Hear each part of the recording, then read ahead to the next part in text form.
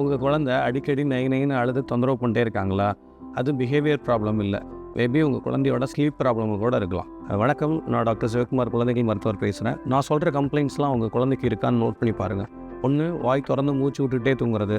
ரெண்டாவது, கொரட்டை எக்ஸஸாக விட்டுகிட்டே இருக்கிறது. மூணாவது அடிக்கடி குழந்தை எந்திரிச்சிக்கிட்டே இருக்கிறது. இன்னொன்று ரெஸ்ட்லெஸ் ஸ்லீப். இதெல்லாம் இருக்குது அப்படின்னா அது ஸ்லீப் அப்னியாவாக இருக்கலாம். இந்த ஸ்லீப் அப்னியா அப்படிங்கிறது ப்ரீத்திங் பிளாக் ஆகிறதுனால பிரெயினுக்கு போகிற ஆக்சிஜன் சப்ளை கம்மியாகிறதுனால வர்றது. இந்த ஸ்லீப் குவாலிட்டி கம்மியாகிறதுனால தான் குழந்தைங்க பகலில் ரொம்ப எக்ஸசிவ் கிராங்கினஸோடையும் டல்லாகவும் இருக்காங்க. இதை நார்மல் பிஹேவியரல் இஷ்யூஸ்னு நினச்சி குழந்தைங்கள ரொம்ப திட்ட வேண்டாம். Simple behavioural therapy, behavioural changes பண்ணியே அந்த குழந்தைங்கள சரி பண்ண முடியும். ஸோ உங்கள் குழந்தை மவுத் ப்ரீத்திங்கோ இல்லை ஸ்னோரிங்கோ பண்ண உடனே உங்கள் பேபி டாக்டரை பாருங்கள்.